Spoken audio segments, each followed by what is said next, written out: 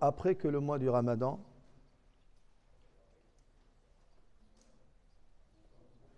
est passé parmi nous tout un mois. Le mois du Ramadan, quand il est arrivé, il s'est installé parmi nous pour atteindre des objectifs.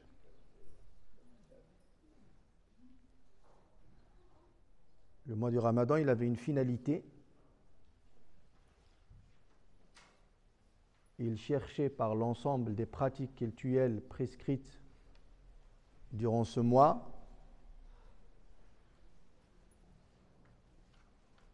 à nous faire arriver à la crainte d'Allah.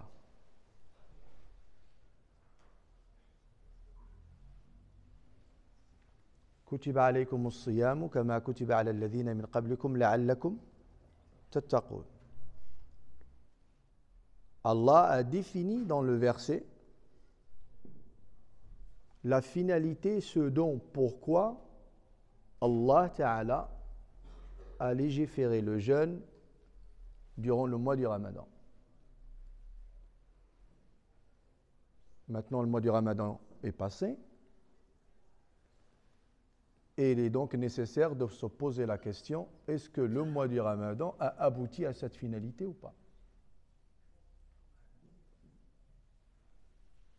Si chaque musulman ne travaille pas avec un objectif,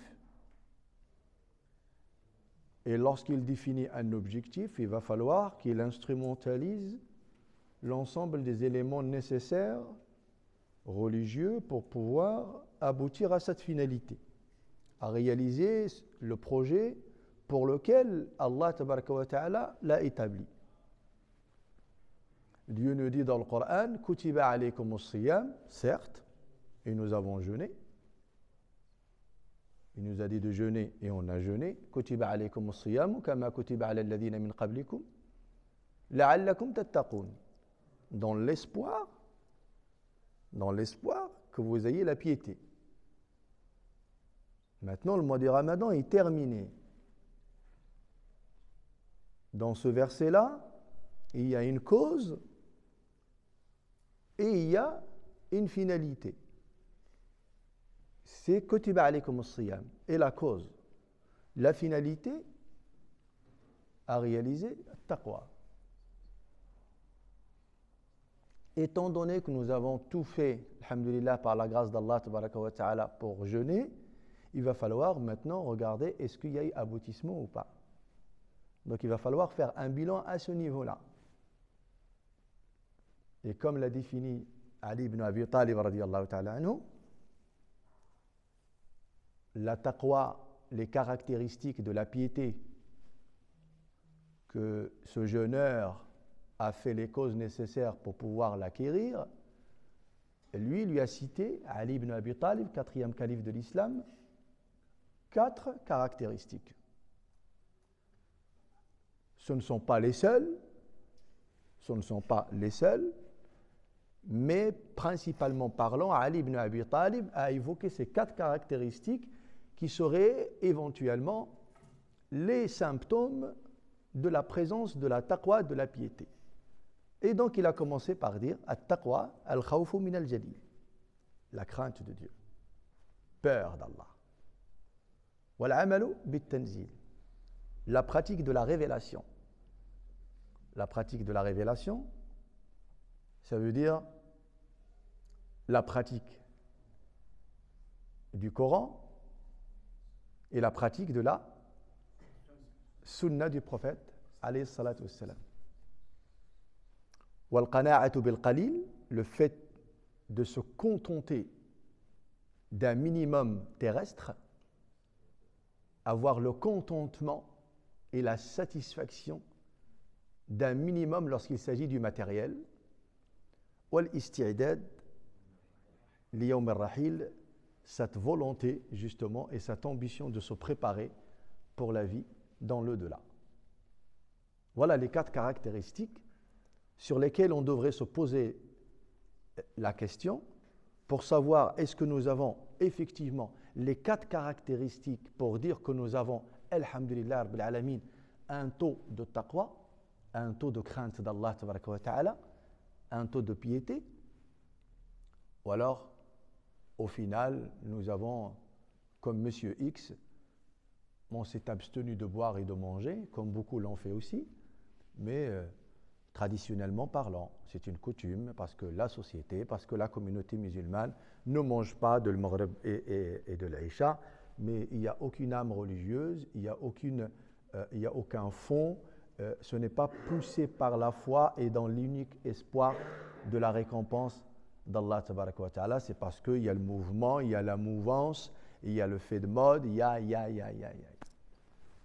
y a maintenant cette possibilité de se poser la question de dire est-ce que effectivement je fais partie de ceux qui ont utilisé le mois du Ramadan en tant que récipient temporel et en tant que saison d'adoration, en tant que mois de la révélation de l'Qur'an et le Karim et en tant que mois de jeûne, est-ce que j'ai utilisé l'ensemble de ces facteurs-là pour pouvoir acquérir cette piété? Et si on a acquis cette piété, qu'est-ce que cela va engendrer par la suite? Quand on dit jeûner, ça veut dire que nous avons acquis une piété, une taqwa. Et maintenant, avec cette taqwa, qu'est-ce qui va venir? Comment allons-nous être investis dans le din? Que va-t-elle être notre niveau religieux? Ou alors est-ce qu'on est en train de se préparer à autre chose?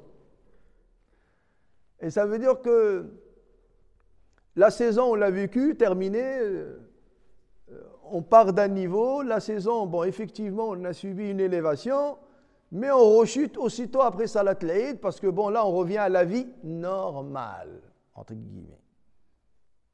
C'est quoi la vie normale? La vie normale, c'est la vie avant le mois du Ramadan. C'était la vie normale. Alors que c'était une régression, c'était un relâchement. Est-ce que c'était la vie normale? Ou la vie normale, c'était notre investissement pendant le mois du Ramadan et qu'il fallait en faire un tremplin pour renormaliser la suivante. De manière à maintenir la cadence et à maintenir le rythme.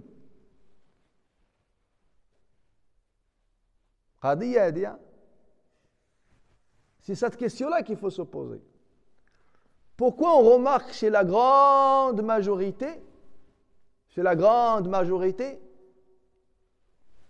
un relâchement ou un délaissement, selon vous? Après l'Aïd, il y a un relâchement ou un délaissement? C'est même pas un relâchement, c'est un délaissement. Yani, imma tarahi, imma tark. أصدر لكم هو تراخي ولا ترك؟ C'est pour vous dire qu'on n'a pas compris. On n'a pas compris. D'ailleurs, c'est toujours une minorité qui comprend. C'est toujours une minorité. Ce n'est jamais la masse. وَقَلِيلٌ مِّنْ عِبَادِيَ الشَّكُورِ. Maintenant qu'Allah nous a donné la possibilité de l'adorer pendant le mois du Ramadan, c'est quoi l'état de remerciement dans lequel on doit s'inscrire après l'Aïd? Regardez ce que ça veut dire jeûner sincèrement pendant le mois du Ramadan. Vous savez ce que ça veut dire jeûner sincèrement et adorer Allah sincèrement pendant le mois du Ramadan? Vous savez ce que ça veut dire? Ça veut dire le maintien dans l'obéissance de Dieu après le mois du Ramadan. Le maintien. At-tabat. Ça veut dire tabat. Le maintien. 2, la rectitude, l'istiqama. C'est de continuer à rester dans un élan, dans la continuité, dans la même lancée. Dans la même lancée. On a jeûné pendant le mois du Ramadan, mais le jeûne ne s'arrête pas au mois du Ramadan. On jeûne après le mois du Ramadan. La lecture du Coran pendant le mois du Ramadan, mais il y a la lecture du Coran après le mois du Ramadan. Il y a Salah pendant le mois du Ramadan, mais il y a aussi Salah après le mois du Ramadan. ce que ce musulman qui a adoré Allah Ta'ala pendant le mois du Ramadan et qui il démissionne après le mois du Ramadan, c'est qu'il oublie totalement qu'Allah Ta'ala n'est pas soumis au temps. Il est au-delà. Allah Azza wa Jal ne veut pas des pseudo-fidèles ramadaniques. Oui, on revient vers toi pendant la période de l'harira, de la soupe, mais après on n'a plus le temps pour toi, on va à d'autres occupations.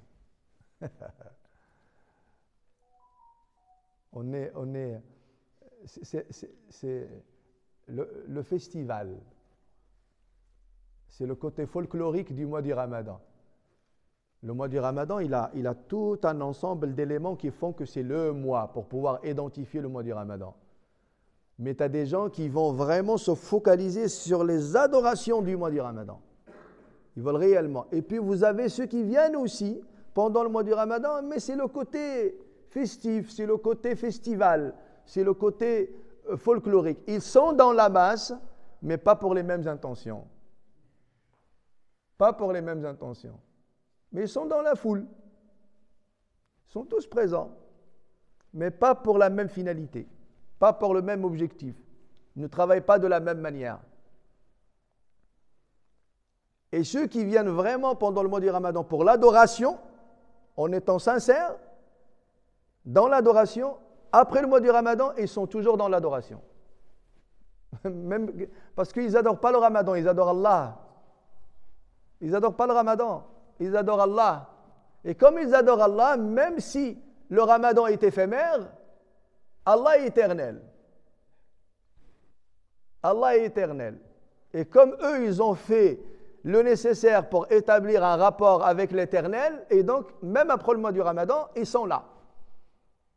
Et ils sont dans l'adoration. Et ceux qui sont venus pour le Ramadan,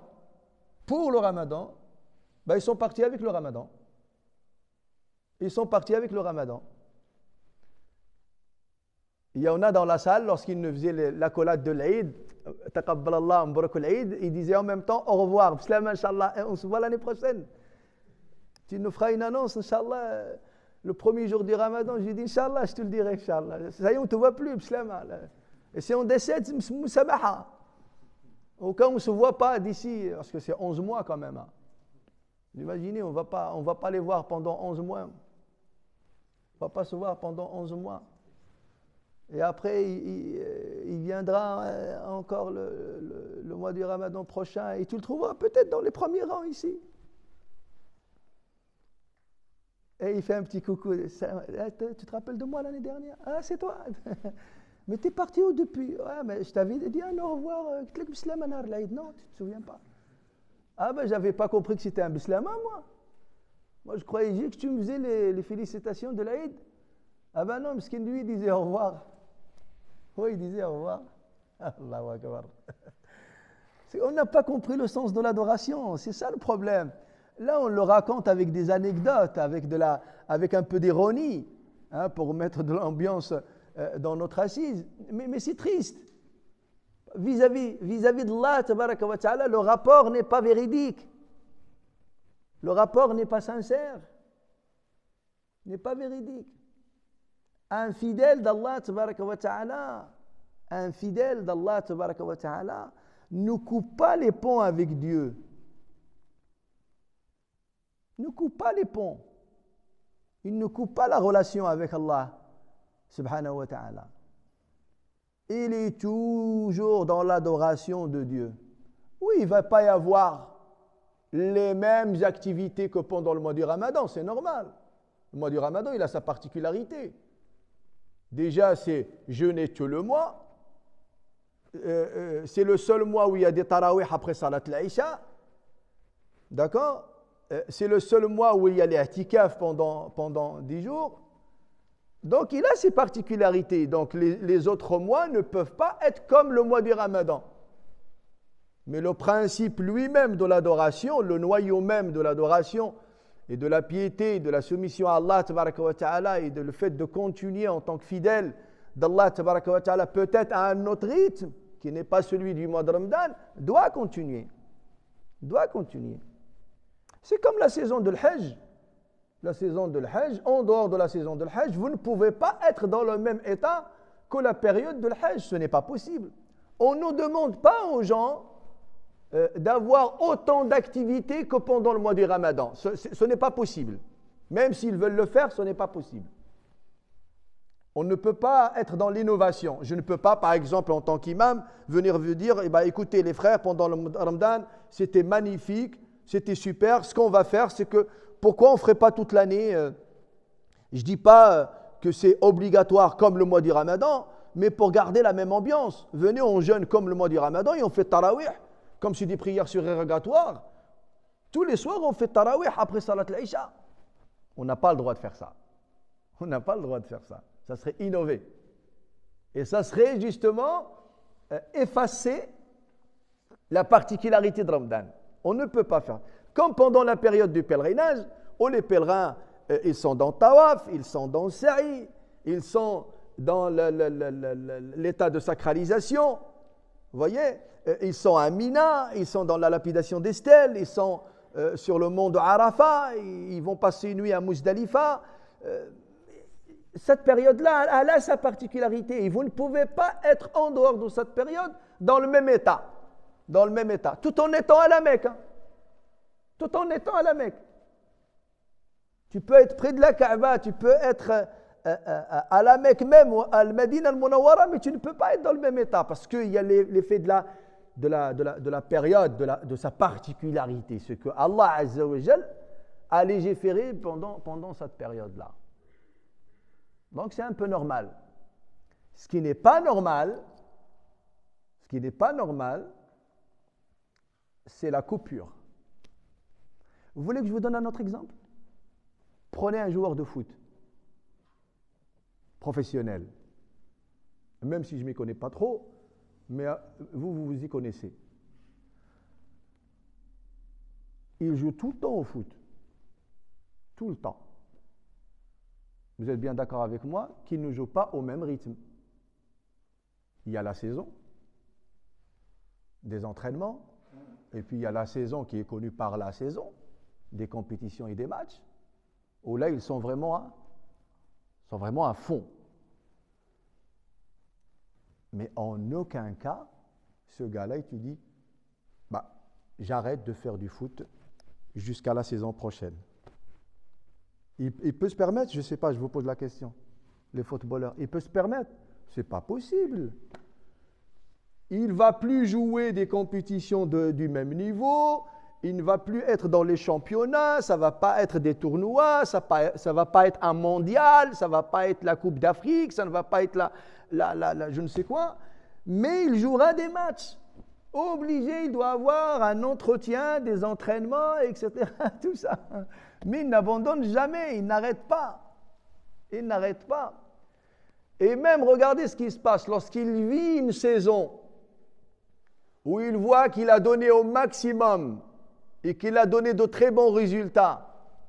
De très bons résultats. Qu'est-ce qu'il fait? Comme il s'est inscrit dans une élévation, dans une progression, il commence à chercher à changer d'équipe et à changer de club. Parce qu'il cherche quelque chose. S'il est en Ligue 2, il va chercher à aller en Ligue 1. S'il est en Ligue je ne sais quoi, il va aller... Pourquoi? Parce qu'il cherche l'élévation. Il coûte plus cher maintenant. Parce qu'il a montré certaines compétences. Et dans la religion, c'est exactement la même chose. Exactement la même chose. Dans le dîn, c'est exactement la même chose. Le mois du Ramadan, c'était le mois de la compétition. Il fallait cibler le podium.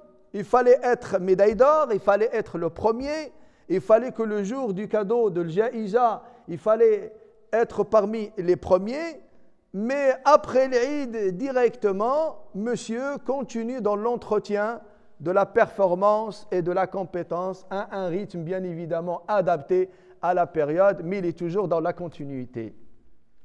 Et il attend la saison prochaine, pas le Ramadan prochain, parce que là, dans un mois et demi, ça va être Eid al-Adha.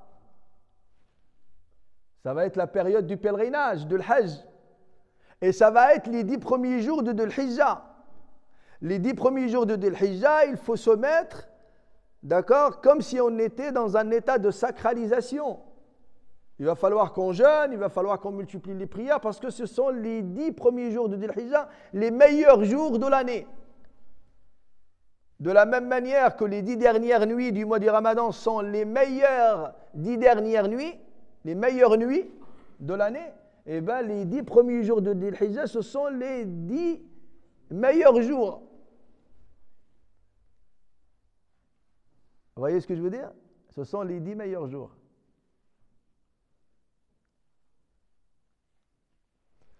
Et donc, ça veut dire que on va souffler un mois et demi, à un certain rythme, et après, on reprend.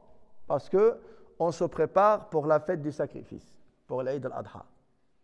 Et là, on se prépare pour une offrande. Offrir quelque chose à Dieu pour nous rapprocher d'une autre manière, un autre style, une autre façon, socialement parlant, une autre façon de pratiquer, mais toujours dans l'adoration. Pendant le mois du Ramadan, c'était en jeûnant, on s'abstient. On ne boit pas, on passe des veillées, on prie. La période de Dhul Hijjah, ça va être encore jeûner, prier, lire le Coran al-Karim, faire dhikr le jour de l'Aïd et les 3 jours qui vont suivre l'Aïd. Adorer Dieu, c'est évoquer Allah, boire, manger, visiter les familles. C'est une autre façon de pratiquer. Et ainsi de suite. Et ainsi de suite. Donc, quelqu'un qui associe effort pendant le mois du Ramadan et coupure, c'est impossible. C'est impossible. Ça veut dire qu'il doit remettre en question l'adoration qu'il pratiquait pendant le mois du Ramadan. Allez, prenons l'exemple de celui qui avait fait Tawbah pendant le mois du Ramadan. Il a fait Tawbah, il a dit, Ya Rabbi, ça y est, par rapport à la prière, Ya Rabbi, je fais Tawbah. C'est quoi les conditions de Tawbah? Regardez, on va analyser les choses en détail. En détail. Quelqu'un qui ne prie pas, d'accord? Il est désobéissant ou pas? Il est désobéissant. Il désobéit à Allah. Selon certains imams, il est quoi? Il est kafir. Il est kafir. Il est mécréant. Ok? Nous, Inch'Allah, on va penser comme l'imam Malik, comme l'imam Shafi'i, comme l'imam Abu Hanifa, que si c'est un délaissement par fainéantise, on ne le considère pas kafir. Allez, on va faire les souples. On ne veut pas prendre l'avis de l'imam Ahmed ibn Hanbal, mais on considère qu'il est dur. Hein? Allez, il est dans le relâchement. Maintenant, le mois du Ramadan arrive et le gars, il te dit, Inch'Allah, je fais tawbah. Alors, c'est quoi pour toi tawbah, mon frère? Te repentir de ne plus délaisser la prière. Il dit, premièrement, la première, tawbah. Je sais que je délaisse le délaissement. Je délaisse, parce qu'il faut délaisser le haram. Le premier acte que tu fais quand tu te repens, c'est délaisser, voilà, tark al-ma'siyah. Tark al-ma'siyah. Et c'est quoi tark al-ma'siyah ici? Ou tarku al-tark. Tarku al-tark. Tarki al-salat. Là d'abord, il doit commencer par délaisser le délaissement. Il doit dire, je délaisse le fait de délaisser salat. Ça va? Voilà, premier point. Deuxième point, je regrette sincèrement au fond de moi d'avoir délaissé la prière tout ce temps. D'accord? Je regrette. Et je mets l'intention de ne plus revenir à ce délaissement. Combien de conditions y a-t-il pour valider une tawbah? 3. Maintenant, on va prendre ce cas de figure de ce frère ou de cette sœur qui est venu le premier jour du mois du Ramadan avec les 3 conditions. Il a délaissé le délaissement, Il a regretté au fond de son cœur d'avoir délaissé autant de jours à salat, et maintenant il a l'intention de ne plus la délaisser. De ne plus la délaisser.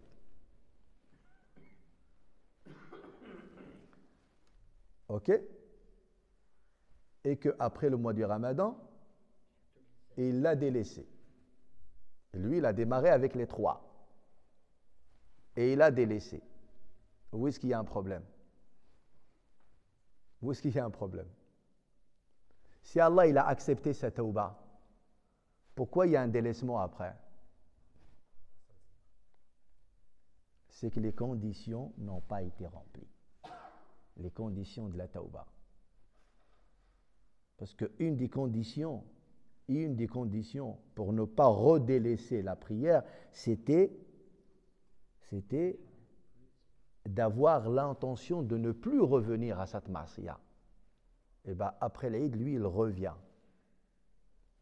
Après l'Aïd, il revient. Donc cette tauba-là, elle était sincère? Elle ne l'était pas. Parce qu'elle n'a pas été validée. Elle n'a pas été validée.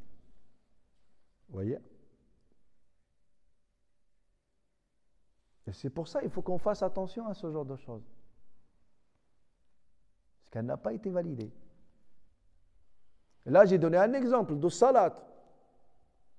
De salat. Je ne parle pas de celui qui a délaissé une ma'siya telle que l'alcool, telle que le hashish, telle que la fornication, telle que la fréquentation, telle que la mauvaise fréquentation, etc. Je ne parle même pas de ça. Je suis resté dans la zone sobre. Sobre. Je parle de salat.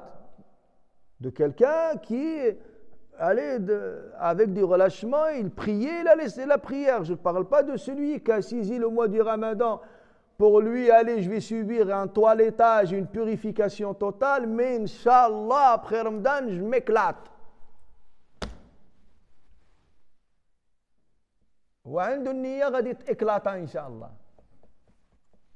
Il a déjà l'intention pendant le mois du Ramadan qu'après l'Aïd, éclatage ou éclatement.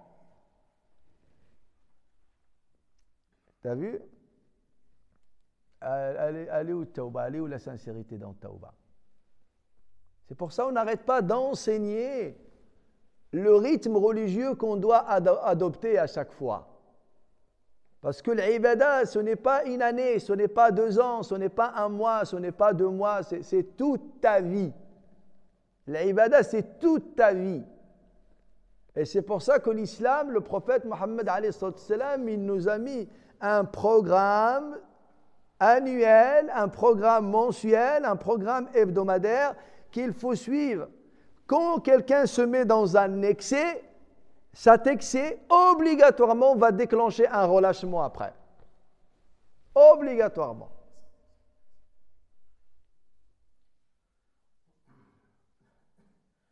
C'est pas bon. C'est pour ça que l'islam est une religion de juste milieu.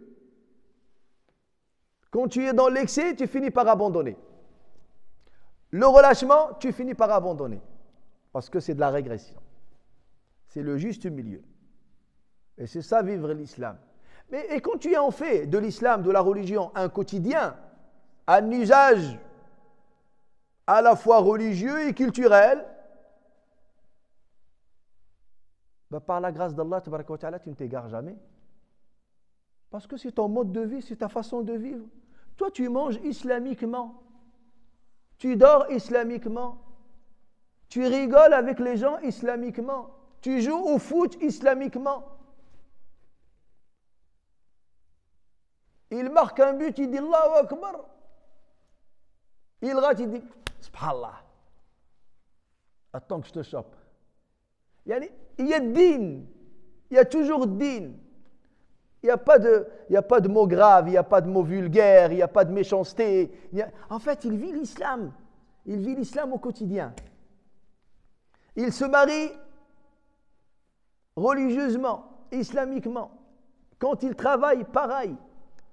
Mon frère, quand tu vis l'islam, tu ne l'abandonnes jamais, tu ne le quittes jamais. Tu ne le quittes jamais, parce que tu es toujours dedans. Tu changes peut-être de rythme. Tu changes de rythme? Oui, je suis d'accord. Et ça, c'est normal. Islamiquement parlant, dans l'année, le rythme des pratiques religieuses n'est pas le même. On est bien d'accord? Il n'est pas le même. Et ça, c'est normal. N'allez pas croire que après le mois du Ramadan, on allait être exactement dans la même ambiance que pendant le mois du Ramadan. Ben sinon, il n'y aurait plus de mois de Ramadan. J'entends parfois certaines personnes dire « Oh là là, franchement, c'était mieux pendant le mois du Ramadan. » Ben heureusement que c'était mieux. Heureusement que c'était mieux. Mais on ne peut pas être dans le même état que le mois du Ramadan. C'est normal. Il y a même d'ailleurs les épreuves de la fitna, de la tentation, dans l'année, ils ne sont pas au même niveau. Vous savez que normalement, les gens, là, le mois du Ramadan, il est passé, l'été, c'est dans 2 mois. L'été, c'est dans 2 mois. D'accord? Et bien maintenant, il y en a qui commencent, après le mois du Ramadan, à se préparer pour l'été, mais chacun a sa manière de se préparer. Comment on voit l'été? Il y en a, ils voient l'été, c'est la visite des grands-parents, des parents, pour certains, des oncles, des tantes, des cousins, des cousines.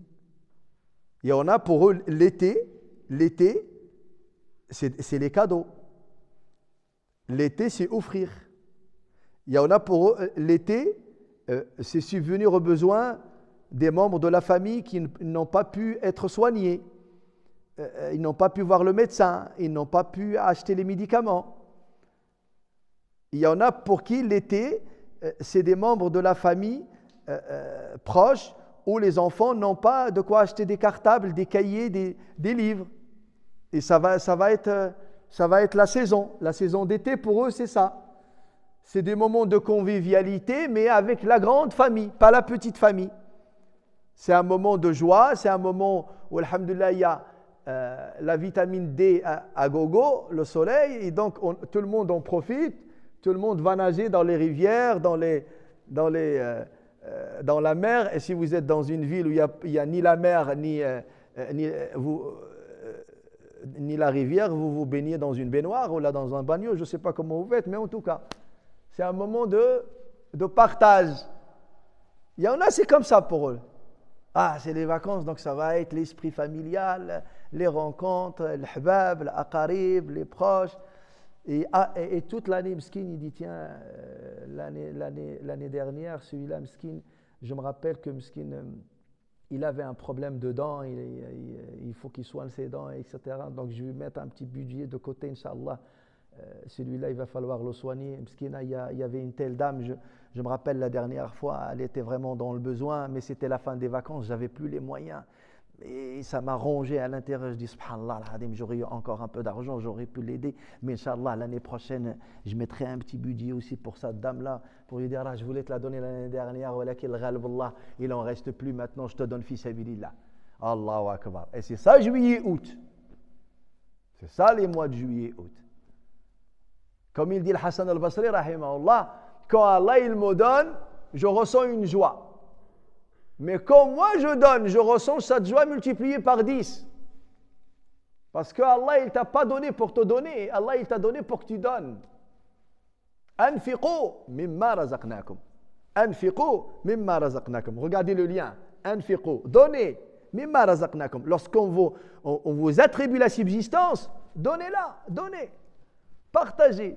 On ne vous la donne pas pour que vous puissiez vous la sans rassasier totalement. Non, prenez une petite part et vous partagez le reste. Et c'est dans le partage que vous allez ressentir le bonheur. C'est dans le partage que vous allez ressentir le bien-être. Mais c'est dans l'encaissement. الذين يكنزون الذهب والفضة ولا ينفقونها في سبيل الله. يكنزون épargner, l'épargne, جمع. Et après, il s'inscrit dans l'avarice. Même pour un café, il calcule, lui, il fait les calculs. Tiens, j'ai payé combien de café cette semaine? C'est un problème, ça. Lui, il n'est pas bien, là. Il ne faut plus que je le fréquente parce que ça fait 3 cafés dans la semaine. Je lui sers même plus la main. Je lui dis, toi, tu es un traître, toi. Ah, Latif Salama. Même son épouse, elle lui dit, je te vois plus avec un tel. Je dis, j'y vais plus, il ne paye pas le café, lui.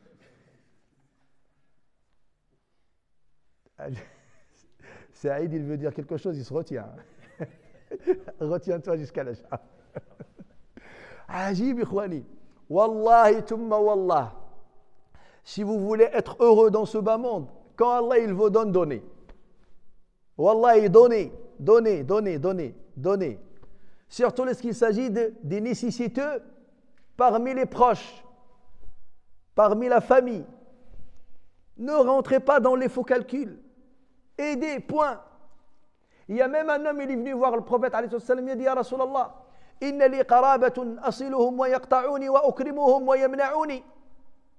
فقال عليه الصلاة والسلام إن كنت كما قلت فكأنما تسفهم المل.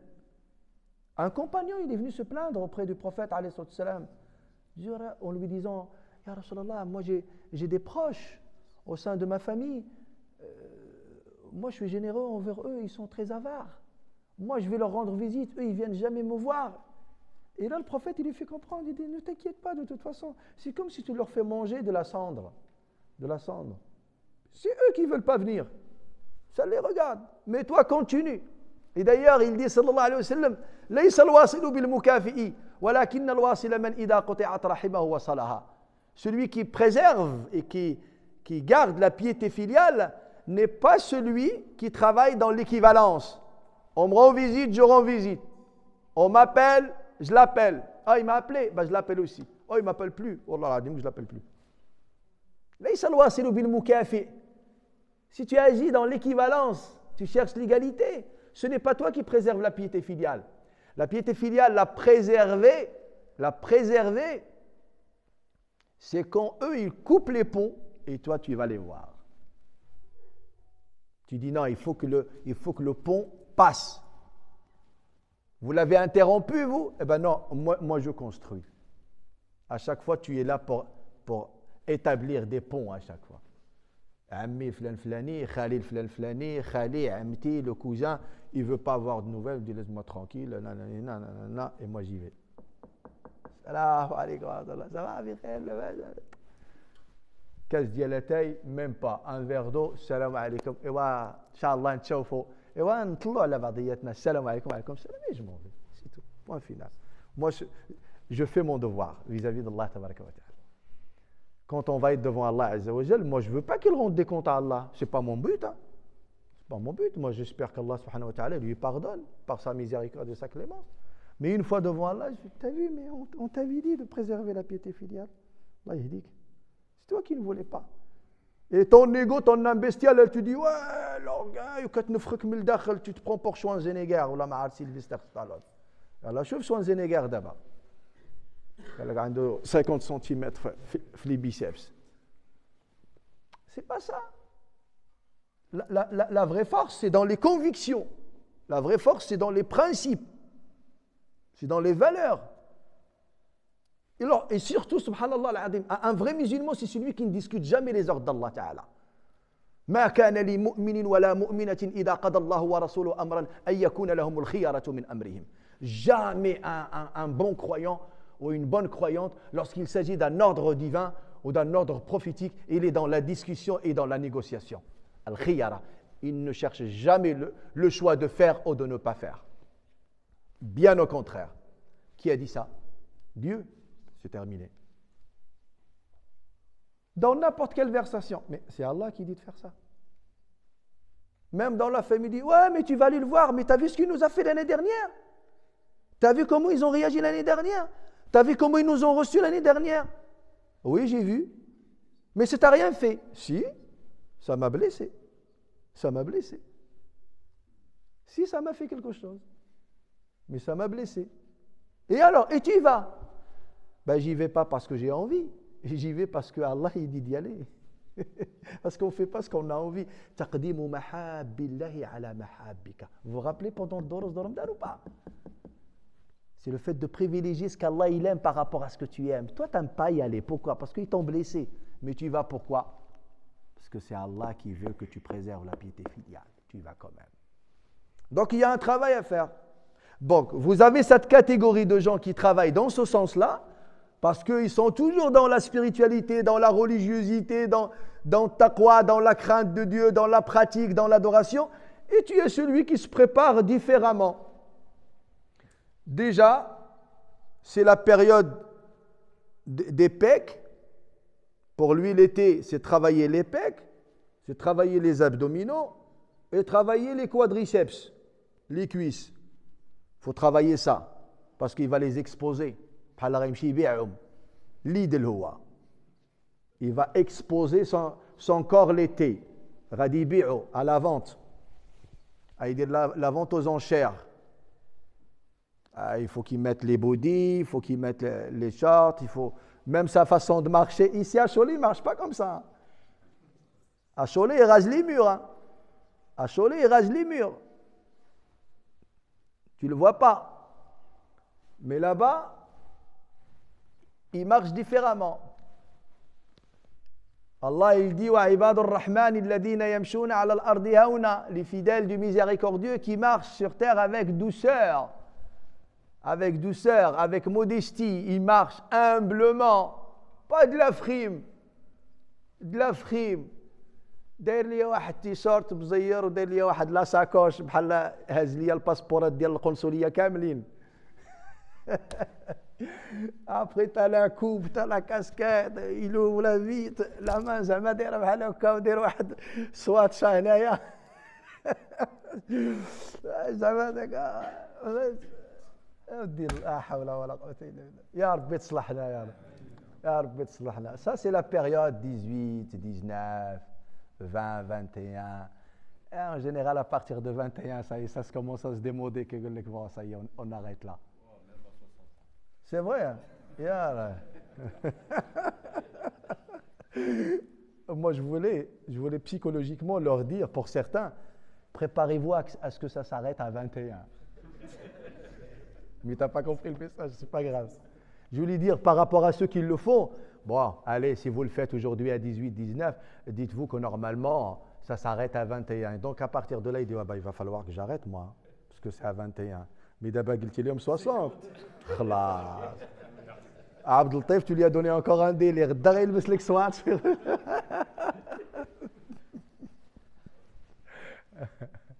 Allah yarhamna ya Rab. Allah yarhamna. Vous comprenez ce que je veux dire? Et en fait, c'est pour ça, quelqu'un qui est réellement dans l'adoration d'Allah, Wallahi, mes frères, à chaque fois qu'il agit, il observe Allah Azza wa Jal. Il observe Allah. Il dit, mais en fait, que veut Allah tabaraka wa ta'ala de moi à l'instant même? Et il agit en conséquence.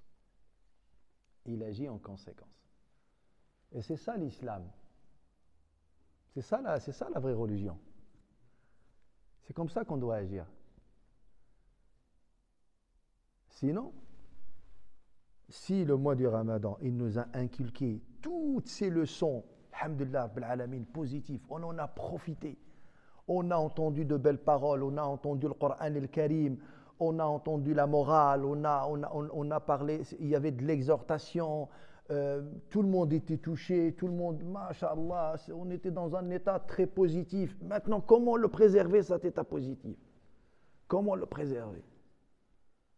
Comment l'entretenir? Il faut faire l'effort nécessaire pour pouvoir entretenir cet état.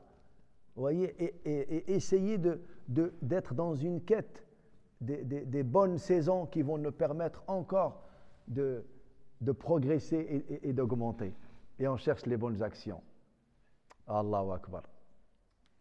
Et de cette manière, bidnillahi tabaraka wa ta'ala, on progresse dans le din, et on avance dans le din, et on évolue dans la religion.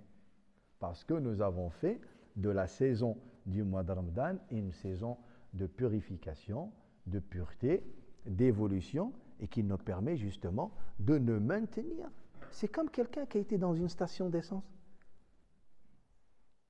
Lorsque vous vous êtes arrêté à la station, c'était pour charger votre voiture. Vous avez mis le plein. Le plein, c'est quoi son utilité? C'est pour pouvoir continuer à rouler après la station. Maintenant, on s'est tous arrêtés dans la station du mois du Ramadan. Et on a tous mis le plein. Tous. On a tous mis le plein. Même si c'est cher, il est à 2 euros, on a tous mis le plein. C'est vrai ou c'est pas vrai? Et il y en a, quand c'est la fin du mois du Ramadan, ils ont démarré, ils ont quitté la station et ils ont continué dans le même chemin de l'obéissance d'Allah. Parce qu'ils ont fait le plein pour continuer à rouler sur le chemin de Dieu. Et puis il y en a à la sortie de la station, panne. Et une panne de quoi? Pas de moteur. Une panne de carburant. De ce plein-là. De ce plein. Il y en a dans le plein. Mais la jauge, elle s'est allumée à la sortie de la station. Vous savez pourquoi? Parce qu'au moment où il mettait le plein, il était à côté. Il ne mettait pas dans le réservoir, il mettait à côté. Ou alors il y avait un trou, il y avait une fuite. Il remplissait, mais ça se vidait. Et au final, il n'a pas de plein du tout. Et au moment où tout le monde a redémarré après l'Eid, comme, alhamdoulilah, cette belle assise, les frères, les sœurs sont là à continuer dans les prières. On les voit, alhamdoulilah, ils ont une assiduité dans la maison d'Allah, tabaraka wa ta'ala. On voit des jeunes, alhamdoulilah, qui continuent à lire le Coran, à faire dhikr. Ils sont toujours dans l'adoration d'Allah. C'est magnifique. C'est magnifique. C'est comme ça qu'il faut être. C'est comme ça qu'il faut être. Toutes ces personnes-là, c'est une grande preuve qu'au moment où ils mettaient leur carburant, ils le mettaient au bon endroit. Et c'est pour ça qu'ils continuaient à rouler. Et ceux qui se sont arrêtés, ils sont tombés en panne. D'ailleurs, ils sont encore à la Maïré. C'est dommage, on aurait pu faire salat l'Aïd ici, comme ça ils tomberaient en panne ici. On a plus de chances de réparer les choses. On les a laissés là-bas. Comme on leur a dit au revoir, jusqu'à la Maïré, Inch'Allah, l'année prochaine. Allah yarhamna ya Rab. Est-ce que tout le monde a compris? Wallah fahamna wa yakum. Allah yarhamna wa yakum. Je veux juste ouvrir une petite parenthèse très importante qui n'a absolument rien à voir avec le sujet de ce soir. Mais ça reste un sujet religieux, bien sûr. Est-ce que vous savez que parmi les conditions de salat, shurut sihhat as-salat, il y a satr al-awra? Vous le savez? Parmi les conditions de salat, je ne parle pas des obligations de salat, je parle de shurut sihhat as-salat. Il y a le fait d'être en état de purification, tahara, le fait d'être en direction de la qibla, d'accord? Il y a le fait de khul waqt as-salat, l'arrivée de l'heure est une condition de validité de la prière, et puis vous avez le fait de couvrir sa aura, c'est-à-dire la partie intime dans la prière, qui est entre le nombril et les genoux concernant les hommes.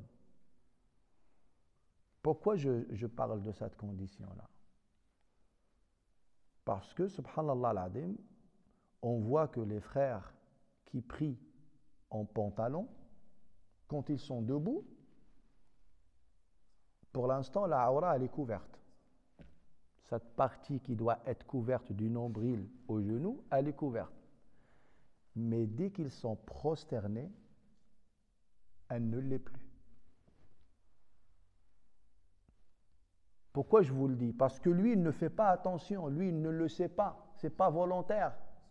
Le frère, surtout avec les nouveaux jeans taille basse là, hein? Comment vous les appelez là? Slim. Ma slim ma walou hada mushkila. Il n'est pas musulman. Il n'est pas musulman. En fait, c'est pas... Moi, je me souviens que les jeans, à l'époque, ils montaient jusqu'à la taille. Ça prenait, ça couvrait le... Même si tu te penches, le jean, il tient à la route. À peine tu te baisses, il est à la moitié. Il est à la moitié. Et en fait, il ressent qu'il est découvert. Qu'est-ce qu'il fait? Le t-shirt du haut, il le descend. Mais mon frère, tu vas passer ton temps à Salah, descendre ton t-shirt pour couvrir l'arrière. Mouskila. Et au moment où ça se découvre, eh ben, la prière, elle est annulée. Elle est non valide. Khayr maqboula. Et j'attire votre attention par rapport à ça, parce que beaucoup de frères sont venus me voir par rapport à cette question-là, parce que les personnes qui sont en phase 2, malheureusement, ils ont vu que ça se passait comme ça. Et quand j'ai commencé à être attentif à ce point-là, eh ben, effectivement, j'ai constaté que c'était vrai. Beaucoup de frères, et quand je dis frères, ce n'est pas que des jeunes, hein. Ce n'est pas que des jeunes, hein. Même de personnes âgées. Une fois prosternée, ben, malheureusement, la aura, elle est découverte. Et en fait, quand vous posez les genoux, quand on pose les genoux, et que le tissu, ça y est, il est freiné par les genoux, et que le dos, avec les épaules, penche vers l'avant, on tire. On tire. Et donc le corps, quand il revient, il redescend le pantalon à nouveau. En fait, chaque prosternation, vous voyez, on dévoile la aura de plus en plus. On dévoile la aura de plus en plus. C'est pour ça la meilleure attitude qu'on doit avoir, alhamdulillah, de venir à la mosquée pour prier, c'est de porter un qamis ou de porter une tenue correcte, une tenue qui vient. Voyez?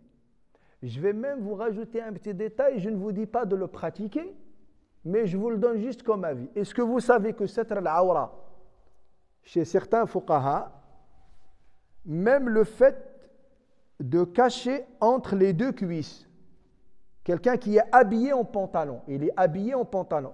ردوا البال لهذه المسألة هذه. قراوا باب ستر العورة عند الفقهاء كلهم, pas que dans le madhab. Et bien quelqu'un qui est habillé en pantalon, le fait qu'il y ait du vide entre une cuisse et une autre, c'est une aura découverte. Ça ne s'appelle pas satr al-awra. Ça ne s'appelle pas satr al-awra. Et c'est pour ça que vous allez remarquer chez les Hanifites, observez bien les Malaisiens et les Indonésiens.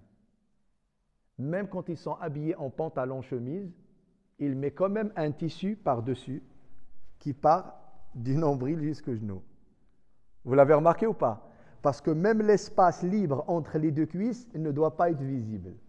Ah, ils ne l'ont pas fait parce que c'est une mode, hein. Ils l'ont fait parce que le madhab exige que cette partie soit couverte. Elle ne doit pas être découverte. Et ça, c'est le fiqh qui dit ça. C'est le fiqh qui dit ça. Allah yarda alaykum, soyez attentifs à ce point-là. Soyez très attentifs. Mais si on a un pantalon puis un coup, Ou là, dire double scotch, double face. Comme ça reste collé. Est-ce que vous m'avez compris? Donc, Allah yarda alaykum, faites attention à ce point-là. Faites attention, soyez très attentifs.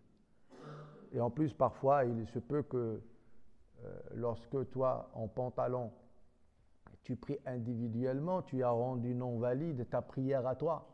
Mais imagine un jour, tu pries pour un groupe, pour une jama'a, et tu pries en pantalon. Et ta prière, elle est non valide, et celle de la jama'a aussi. Donc, c'est encore plus grave. Donc, faisons attention à ce genre de choses. Vous pouvez me dire pourquoi le prophète sallallahu alayhi wa sallam, regardez le hadith, hein, dans Shama'il al-Muhammadiyya, il dit Kana Rasulullah sallallahu alayhi wa sallam yusalli fi thawbayn. Le prophète alayhi wa sallam priait dans deux vêtements. Pourquoi? Ben, juste comme ça, il fait très chaud en Arabie Saoudite, il aurait pu porter qu'un seul qamis. Eh bien non, il en porte deux. Il en porte deux. كان رسول الله صلى الله عليه وسلم يصلي في ثوبين.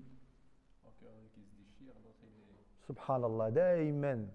Toujours, il faut qu'il soit couvert. Il faut qu'il soit couvert. Et deux, d'ailleurs, alhamdulillah, rabbil alamin, dans le monde musulman, si vous remarquez, même traditionnellement parlant, vous allez là en Arabie Saoudite, vous allez en Syrie, vous allez en Égypte, vous allez au Maroc, vous allez en Algérie, vous allez en Tunisie. L'imam en général, il a toujours un qamis plus quelque chose par-dessus. soit une jubba, soit une abaya, soit une jlaba, soit obligatoirement. Ça veut dire que la tradition du pays, elle est tirée de quoi? Elle est tirée de la sunna. Le Saoudien, il va vous mettre un vêtement au-dessus du qamis, le Syrien, un autre vêtement, le Marocain, une jillaba, en Algérie, en Tunisie, en Mauritanie. Toujours, il y a un premier vêtement et il y a un deuxième. D'où ça vient tout ça? D'où ça vient? C'est la sunna du prophète, sallallahu alayhi wa sallam. C'est la sunna du prophète, alayhi wa sallam. Donc, soyons attentifs à ce point-là parce qu'il est très important, surtout lorsqu'il s'agit de valider dans notre prière. Il s'agit d'une condition de validité. Shartun min shurut sihhat as-salah. Allah yuwaffiqna wa iyyakum. Subhana rabbika rabbil izzati amma yasifun wa salamun ala al-mursalin walhamdulillahi rabbil